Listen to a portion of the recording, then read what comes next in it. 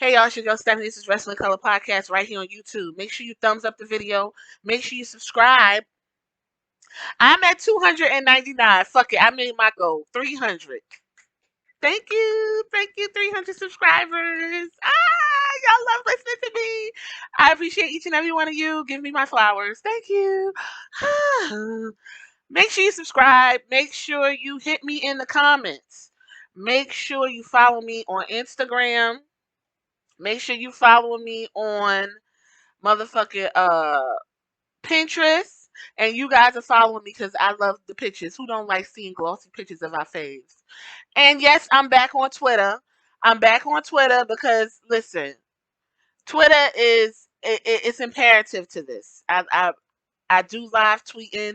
I like live tweeting. The only difference this time is I ain't gonna argue with people on Twitter. So I'm going to put the link back in the banner for the Twitter, if you want to follow me. It's Stephanie Wrestling in the letter N, capital N, color. That's my ad. I'll put that back in the banner. We're going to try this again because they ain't going to take this one down. They ain't taking this one down. Okay? Okay. So, with that being said, what we talking about? I want to get this out the way. I'm going to do a dump for those that are like, damn, she cranking them out. It's been a minute, been about 2 weeks. My school is finna ramp up. My baby's in school. That's ramping up. Y'all say happy birthday. He just turned 11 years old. Happy birthday, baby. Happy birthday to my Riley. Turned 11 years old, y'all. It's my boo. Such a fantastic child. And hopefully, when those hormones kick in for boys, he doesn't turn into a monster. Because you know how some of you boys get. But I don't think that's going to happen because he's just like his mom. So anyway, let's dive into this. We're going to talk about Big Swole. Now, we're going to talk about Big Swole, but we're going to talk about it properly because I actually listened to Big Swole's podcast and I am a subscriber to Swole World, which is Big Swole's podcast. I want to hear what she has to talk about, period, point blank. Not just what happened on December 31st episode called Old Business that set the internet ablaze. We're not going to do that. I can sit here and I can go in on Hobbs. I can ask Leo Rush who the fuck he think he is. Is he the spokesperson for the 4 black people that's in AEW? I could ask Jay to relax because I've been sitting here pushing for Jay and celebrating her and for her to turn around and kick Swole in the ass lightweight turned me all the way the fuck off. By the way, congratulations to Jade Cargill, TBS Championship winner. It was made for her. Congratulations. I'm still gonna celebrate wherever we get a win. Still gonna celebrate. But there's something that she did that we gonna round this about. We gonna round about it. I think it's funny that when people hear the word we need more diversity and inclusion, y'all hear I'm racist. No one said any of that. No one called Tony Khan racist. No one said AEW was racist. Big Swole stepped forward and said one thing. And she said the one thing that we as black fans and we as black women wrestling fans have been asking for since we came on the scene. Where is the diversity? Where are the ladies? I'm in a wrestling group and the most interest that the ladies get in terms of wrestling is if they got a fat ass. That's it. They post pictures of Bailey with her ass. They post pictures of Sasha because she built real sturdy. They post Naomi's rear because Naomi got a fantastic ass. I don't people pay for that ass. I am working toward that ass. Jade Cargill is built like a damn tank. Y'all call her green every chance you get, which is hilarious to me. And we can go on and on and on, but this is about Big Swole. So I took the time to let Big Swole know that I appreciate her stepping forward. And this is what this is about. This is why things get done. And I said, if it was a revolution tomorrow and we standing one side against the other, who's who? I don't know. Who we revolutionizing against? I'm not sure because most of y'all don't know. But what I do know, the motherfucker that's gonna set that shit off and throw the first muzzle top cocktail is gonna be a black woman. Guaranteed.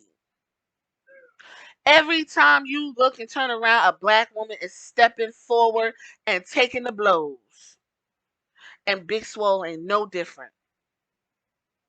I'm going to give her flowers. And that's what I gave her on Twitter. I let her know I listened to your podcast. I didn't read it. I didn't see a title. I didn't run off to buy the handle. I sat, listened, and subscribed. She was eloquent. This woman didn't raise her voice. She gave Tony Khan his praises. She praised Jade Cargill. She did exactly what you learn in leadership class if you are going into higher education.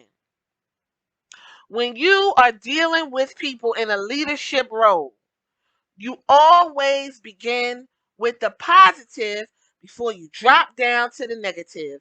And that's exactly what she did. That woman said not one word about race, ism. She said, I'm going to keep it real. From what I get, Big Swole basically said, I'm a black person before I'm a black person and a woman. What do I mean by that? When I walk into the room, my blackness walks in first. Then you notice that I'm a woman. Then we go into the rest. I'm black before I'm anything else, and I'm proud of it. And I think when I listen to Big Swole, that's exactly what the fuck she said. The hair on my arm stood up when she said, "My daughter is sitting there and wants representation." I have a son. I took my baby to see Raw in 2018. And this was when Bobby Lashley was a face. He even got the t-shirt. If y'all follow me, I'll even repost that. He got the little Bobby Lashley t-shirt, the gray one, with the arms out when he was a face. My boo loved him some Bobby Lashley. The guy is built. He running through motherfuckers. At the end of the match, we was in the stands and everybody was trying, helping us get Bobby's attention because he was leaving the ring. We was like, Bobby, look, Bobby, Bobby. Bobby Lashley recognized my son. He smiled so fucking hard. I thought his teeth was gonna break out like a cartoon. Everybody was patting him. It was like, hey, that's cool. It was the coolest shit. And I know he's never gonna forget it. And what made it even cooler is because that's somebody he could look at and say, I could do that too. It'd have been cool if, Drew McIntyre said, hey, it's cool, whatever. But it's something else when you see representation. I can do that. I can be a chef. I can be an astronaut now. I can be a tennis star. I could be a world-class wrestler, pro or traditional. I could be in MMA punching motherfuckers out. And it goes for the girls. Little girls go to these wrestling shows too. You know how? They put the little girl who got upset when Bailey got ran down. Was it no, when Liv Morgan got ran down? Little girl Liv is up there. You know why? Because she likes Liv. She sees herself in Liv. She wants Liv to win. And this is what Liv does to little girls. They posted that picture up there. So when Becky was in the ring running Liv down, there was a little girl behind Liv Morgan going absolutely fucking crazy. I didn't think it was cute. I thought it was a little bit weird. But she was licking her tongue and she was, yeah, Liv, you suck. Becky's the man. She had a Becky doll, Becky's Raw belt, Becky jacket. I mean, she was backed out. You know why? Because she looks at Becky. She said, Becky's that bitch. I want to be Becky. I can be Becky. Look at Becky. She's better than you. Because representation matters. This has been scientifically proven. And we're not going to debate science. This is mathematically proven. Math is definite for the most part. We're not debating math. I mean, you can muddle the numbers, but 2 plus 2 going to always equal 4. I don't give a fuck how you write it. You can put You can put 3 plus 1, 2 plus 2, 4 plus 0 is going to be 4. That's basically it. I'm just floored by the reaction. People are trolling her and her daughter. Um, but I'm not shocked because wrestling, these companies promote this ill and negative behavior. And let's not forget, wow, women of wrestling. I haven't even I stopped following them. I'm not interested in them because they took a racist situation and put it on a t-shirt to get heat to their fucking promotion. Tony Khan lets Nyla Rose go out there and get berated. They take the sign. She still goes out there and gets called all kinds of men's, and she's a man and a man and a man and a man and a man. And I know this is the main reason why Sonny Kiss is not on TV because Tony Khan knows the fans that he has.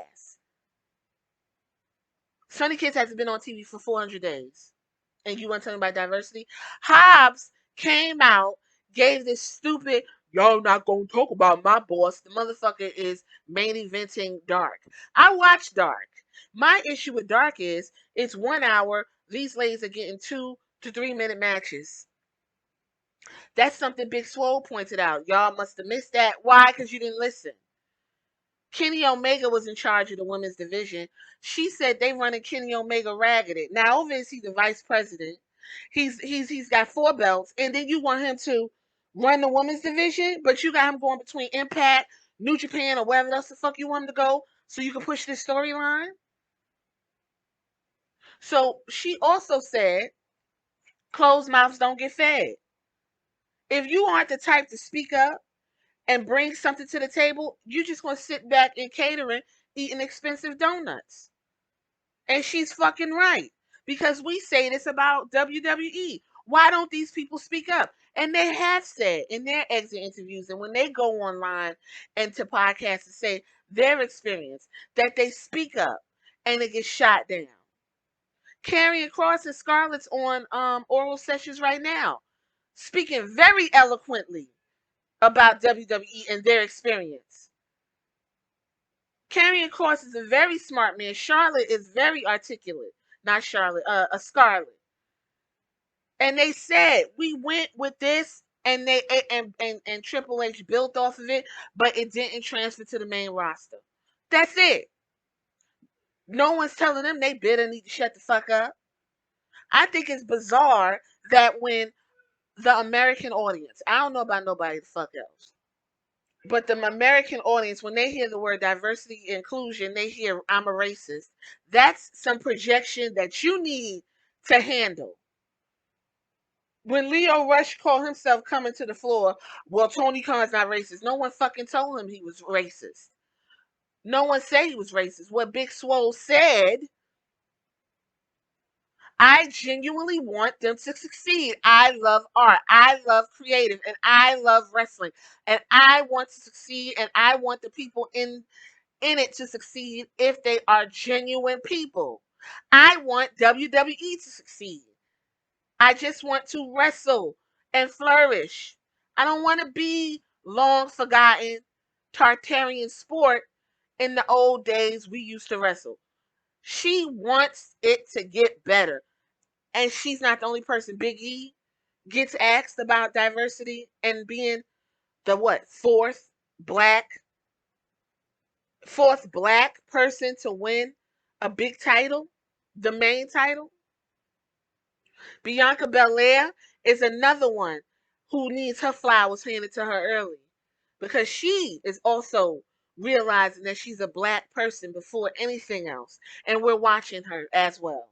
And she has said what it means to her to represent for her people because she knows the history. Damn, she came out in a I'm making black history whole outfit. And we went all the way up for it. And she didn't even fucking win the belt at that time. She main event WWE WrestleMania. And we sat here and everybody, this is it. Look, we got a black woman, the one we where we needed. Outside of Sasha Banks. We got a black woman, visibly. We can see this. Okay? So let's not act like Big Swole is some phenomenon. Oh, only difference is Big Swole is talking to AEW and Tony Khan can't fucking handle it, which is something he's going to have to get in order if he's going to be a CEO, shit, a CEO of anything. One thing you ain't gonna see from Vince McMahon is him responding to a fucking tweet. That man's in it 50 years, not even 50. And it maybe what? We'll say about 25 years, 30 years, because it was his pop's shit first. Vince McMahon ain't gonna respond to a tweet. He gonna do what the fuck he wanna do. You don't like it? Too bad. Tony Khan didn't even have to respond to this because the woman didn't say nothing wrong. And for the Latinos, Lucha Bros just lost the belt. I want somebody to explain to me why. I did a whole podcast on the Latino explosion and what that means for representation for the Latino community. Okay? So when you got somebody like Ted Conti talking about, I'm Latino, girl, we're not even talking about you. What she said, and I quote, I would love to see dark-skinned Latino or Latina or Hispanic or something. More Asians. I feel like Asians and Indians don't get love. They just don't. It's just a big gap. I hate the fact I turn on TV, it's the same stuff over and over again like the Truman Show. That's all she said. And she said this shit in her exit interview. See, the thing is, a lot of y'all work hourly positions like I do. But when I leave, I get an exit interview. I'm extended that to let them know my experience and why the fuck I'm getting out of here. When y'all leave, y'all just quit and go to the next gig. That's the difference between Big Swole's job and your job. Okay? Big Swole carried that. She carried that Britt Baker feud that was supposed to be bubbling. I posted on my Instagram when she said, "He's my husband, baby." We went up for that. We was ready for that. But Big Baker got injured and Swole was on dark. And we asked, where the fuck was Swole? Where the fuck is this guy? Where the fuck is that guy? Oh well, we got that guy. No, no, no, that's not gonna work. So to round this up, this tweet was from December 31st, 2021, and it's still on Tony Khan's his Tony Khan's Twitter. And the problem is, the longer this tweet stays up and he doesn't apologize to Big Swole because he blew the shit out of proportion, he did not listen to what she said. She sang him his praises. She bought the company up before she gave its negatives. This is what he said, and this is what people say when they're projecting. The top two AEW execs are Brown, me, and Mega. First of all, Brown is relegated for Latinos in the United States. Maybe something new is taking place and I don't know about it, but this ain't it, baby. You guys are Indians. That's what we call y'all. South Asian. We know the fuck you are. He went on to say Jay, Bowden's, Caster, Dante, Nyla, Isa, and Mark Quinn all won on TV this month. Sonny Kiss hasn't been on TV for 400 days. And he's one of your first signees to the whole company. The TBS title tournament has been very diverse. Has it? Oh, cause you got Ruby Rose, you got Jade, you had what's her name? I keep forgetting her name. Thunder Rosa, representing for Mexico. That's diverse. I let Swole contract expire as I felt her wrestling wasn't good enough. That right there, that's first of fucking all, that's unprofessional. And if Big Swole wanted to take it further, she could go and get a defamation of character lawsuit because by professional standards, your employee isn't supposed to trash you. You as an employee can go about your business, but the employer, excuse me, your employer is not supposed to trash you when you exit a company. Very unprofessional. And considering the fact that he sat there and sang her praises when it was time to get the shit off the ground. When it was time to get the shit off the ground, you sat there and you sang this woman's praises, and now that she don't like what you got going on, and she just let you know that maybe you need to get a couple things together, you respond with, yeah, well, you sucked anyway, because that's basically what the response is. She's a great wrestler. She got a great personality. I think in the ring she's gotten better. She could continue to get better. She had risen up. Now she sucked. See how they do you? This is what I think. That's what I think. I think there was a lot of gems that people missed because instead of them going to listen to this woman speak out her fucking mouth directly, y'all chose to read. Big Swole explains how lack of diversity and structure led to her leaving AEW, which is what she did, but y'all didn't go listen. You just he literally just took the headline and wrote this bullshit. And then plugged Street Fight on Rampage, which by the way, that's a whole nother podcast that I'm gonna talk about with that ladies division they got over there, which Big Swole said the women were aggravated. Her and Diamante came up with a 6-week program. It was on Dark. The women also said, the women's division also said that the program should be on Dynamite. They gave the green lit because Big Swole came up with that idea. Nyla Rose came up with an idea to write a storyline and use a couple of a majority of the women's division to make it seem like us against them storyline. She tried to do it twice. They shot her down. She did mention she was bumping heads with Kenny because they were not getting the time they deserved. She said it feels like there are no writers because if you if you aren't coming up to them with ideas, closed mouths don't get fed. You're not gonna be on TV. You're gonna be on Dark doing two-minute matches, and that's it. No one watches Dark. I don't give a fuck what they tell you and how many views are on Dark. No one watches Dark. AEW literally averages about a million viewers. Those are the people. Those are the people who AEW is fighting over, about 1 million viewers. The latest Dark, 300,000 people watched. Did they watch the whole thing? Did they zoom through it? Half these people that be on Dark, I never even heard of them. 8 matches. This was 4 days ago. 289 people watched it. All the people was Andrade, Dark Order, Riho, Jay Lethal. You signed Jay Lethal, he on Dark. Scorpio. This match I watched because Sonny Kiss was promoting it.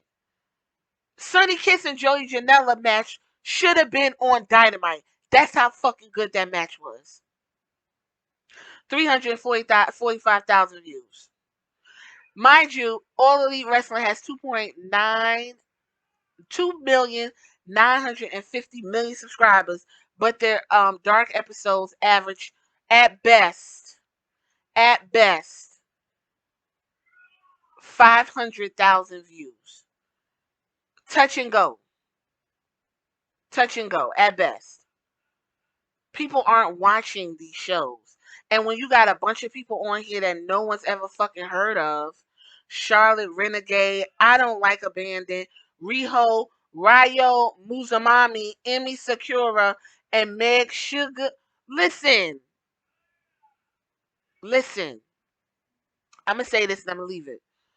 I appreciate Big Swole. I appreciate everything she said. I appreciate everybody that made sure to continue to push, keep your boot on these motherfuckers' necks, because it's black people that always have to step forward and say some shit to get change.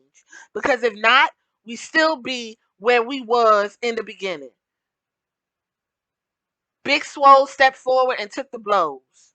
And if AEW makes a change, y'all could go back and thank Big Swole for even opening the door and her mouth for that change to come. And I'm gonna tell you why. When Jade Cargill won that TBS championship, she went and got her daughter that y'all didn't even know she had a child, because they don't even tell you nothing about the fucking wrestlers anyway. She went and got her daughter and walked around with that championship. Why? Because like Big Swole said, representation matters. Okay? Big Swole want her daughter to see representation. She want her daughter to see her mom doing some things. And Jade Cargill wants her daughter to experience the same shit as well. So now, how long is Jade gonna keep that belt? This Wrestling Color Podcast. Y'all hit me in the comments. Tell me what you think. Deuces!